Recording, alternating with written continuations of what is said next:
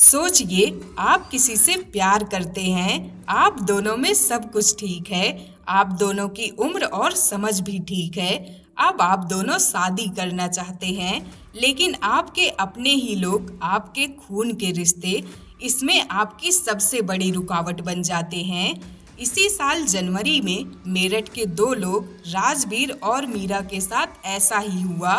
राजवीर जो एक साधारण मजदूर थे और मीरा जो एक पढ़ी लिखी लड़की थी, उन दोनों के साथ ऐसा ही हुआ। दोनों ने अपने जीवन को साथ बिताने की ठान ली। प्यार हुआ और फिर उन्होंने कोर्ट मैरिज कर ली। लेकिन असली जंग तो शादी के बाद शुरू हुई। मीरा के मामा और रिश्तेदारों ने साफ कह दिया, अगर इस शादी को नहीं तोड़ा गया तो राजवीर की माँ को गांव छोड़ना होगा। आखिर हमारी इज्जत का सवाल है। धमकियां मिली, माहौल हिंसक हो गया और पुलिस को मामला दर्ज करना पड़ा।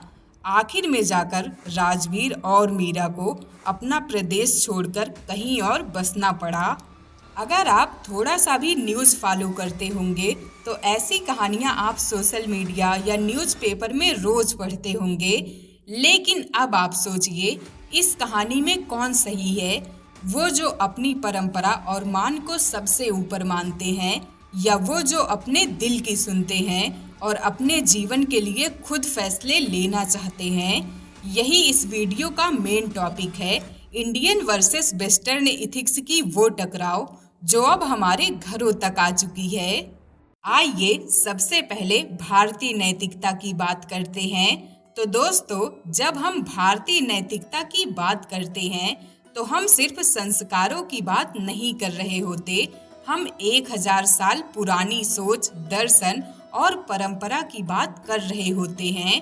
भारतीय नैतिकता की जड़ें 3 मुख्य स्तंभों पर टिकी हैं, जिसमें से सबसे पहला है धर्म। जो संसार धारण करता है वही धर्म है। भारतीय दर्शन में धर्म सिर्फ धार्मिक क्रियाओं का नाम नहीं है, बल्कि कर्तव्य बोध और सामाजिक संतुलन का विचार है। महाभारत, भगवद गीता और मनुस्मृति जैसे ग्रंथों में धर्म की चर्चा एक ऐसे सिद्धांत के रूप में की गई है जो व्यक्ति की भूमिका से जुड़ा होता है। जैसे एक राजा का धर्म है प्रजा की रक्षा करना, एक बेटे का धर्म है माता पिता की सेवा करना। यहाँ नैतिकता भूमिका पर निर्भर होती है, न कि केवल परिणाम या अधिकार पर। दूसरा है कर्म, जैसा करोगे वैसा भरोगे। ये लाइंस हम सब ने सुनी हैं। ये विचार केवल आध्यात्मिक नहीं बल्कि नैतिक भी है। कर्म का सिद्धांत बताता है कि हमारा हर कार्य भविष्य को प्रभावित करता है। इसीलिए नैतिकता केवल तत्कालिक निर्णय नहीं बल्कि दीर्घकालिक नतीजों को लेकर होती है। ये सोच इंसान को अपने कर्मों के लिए स्वतंत्र और जिम्मेदार बनाती है। जैसे अगर आप धोखा देंगे तो अगले जन्म या इस जीवन में आपको उसका फल भुगतना होगा। इसीलिए भारतीय नैतिकता नैतिक डर नहीं बल्कि नैतिक जिम्मेदारी पर आधारित है। तीसरा है समूह आधारित नैतिकता यानी कलेक्टिव इथिक्स। भारतीय संस्कृति कलेक्टिव इथिक्स पर भी आधारित है, यानी यहाँ पर व्यक्ति अकेला नहीं है, समाज का हिस्सा है। परिवार, जाति, गांव, धर्म सबका एक दूसरे से नैतिक संबंध है।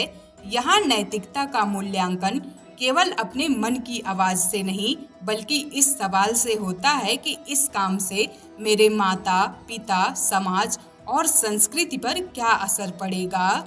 ऐसे ही भारतीय दर्शन शास्त्र और नैतिकता की बात करें तो भगवद गीता कहती है, अपने धर्म का पालन सबसे ऊपर है। उपनिषद की बात करें तो उसमें कहा गया है कि आत्मा और ब्रह्म का संबंध नैतिक आचरण से जुड़ा है। आत्मा का शुद्धिकरण नैतिक जीवन से ही संभव है। वहीं जैन और बौद्ध नैतिकता की बात करें तो अहिंसा, सत्य, अपरिग्रह जैसे यूनिवर्सल इथिक्स का विकास यहीं से हुआ है। इसीलिए भारतीय नैतिकता हमें सिखाती है कि त्याग करो लेकिन संतुलन से, कर्तव्य निभाओ लेकिन विवेक के साथ, समाज को साथ लेकर चलो लेकिन अपनी आत्मा की आवाज मत दबाओ। अब आप सोचिए, अगर धर्म, कर्म और परिवार सब कुछ तय करते हैं, तो व्यक्ति की अपनी इच्छा कहाँ जाती है? और जब कोई अपनी इच्छा से फैसले लेता है, तो क्या वो नैतिक रूप से गलत होता है? यहीं से शुरू होती है दूसरी सोच, वेस्टर्न नैतिकता की दुनिया, जहाँ मैं पहले आता है, हम बाद में। जब हम वेस्टर्न नैतिकता की बात करते हैं, तो हम एक ऐसी सोच को देखते हैं जहां व्यक्ति सबसे ऊपर आता है। ये सोच कहती है, आपका जीवन, आपका अधिकार, आपका निर्णय। तो चलिए समझते हैं वेस्टर्न नैतिकता किन बातों पर आधारित है, जिसमें से सबसे पहला है स्वतंत्रता और व्यक्तिवाद, यानी individualism and liberty. Western ethics की सबसे बड़ी विशेषता है व्यक्ति केंद्रित सोच। इसका मतलब ये है कि हर व्यक्ति अपने जीवन का मालिक है। समाज, धर्म या परिवार को उसके निर्णय पर हावी नहीं होना चाहिए। वेस्टर्न नैतिकता का आधार होता है, क्या मैंने अपनी समझ और इच्छा से सही फैसला लिया है? जैसे अगर कोई महिला कहती है, मैं शादी नहीं करना चाहती, मैं अपने करियर पर ध्यान देना चाहती हूँ, तो वेस्टर्न इथिक्स कहती है ये उसका हक है। दूसरा है मानव अधिकार और न्याय, यानी human right and justice. Western philosopher जैसे जॉन लॉक, थॉमस जेफरसन और इमैनुअल कांट ने इस विचार को बढ़ावा दिया कि हर व्यक्ति के पास कुछ अलिप्त अधिकार होते हैं, जैसे जीवन का अधिकार, स्वतंत्रता का अधिकार, अपनी सोच और धर्म का अधिकार। इसीलिए किसी भी नैतिक व्यवस्था में इन अधिकारों का सम्मान अनिवार्य माना जाता है। यही सोच आज हमें freedom of speech, freedom to love और राइट टू प्राइवेसी जैसे विचारों को नींव देता है। तीसरा है तर्क और कर्तव्य का दर्शन, यानी रीजन और डियोंटोलॉजी। वेस्टर्न इथिक्स में तर्क का बहुत बड़ा स्थान है।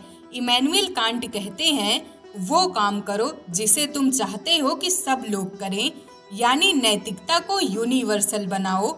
जो नियम आपके लिए हैं वो सबके लिए हों। ये सोच कर्तव्य को भावना या नतीजे से ऊपर रखती है।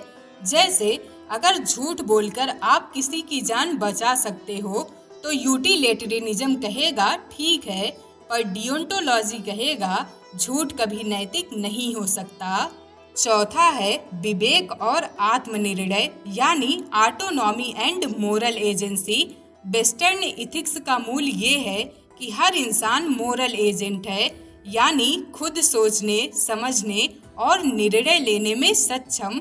कोई ऊपर से आदेश नहीं, बल्कि अंदर से निकली सोच ही नैतिक है। इसीलिए वेस्टर्न सोसाइटी में लोग अक्सर कहते हैं, trust your intuition, do what feels right to you. पांचवा है प्रयोगात्मक नैतिकता, यानी अप्लाइड इथिक्स। वेस्टर्न इथिक्स केवल फिलॉसफी की किताबों तक सीमित नहीं है। ये bioethics, AI ethics, business ethics जैसे क्षेत्रों में रोज इस्तेमाल होती है। जैसे क्या एआई को नैतिक निर्णय लेने की अनुमति दी जा सकती है? क्या गर्भपात सही है? क्या जानवरों पर प्रैक्टिस नैतिक है?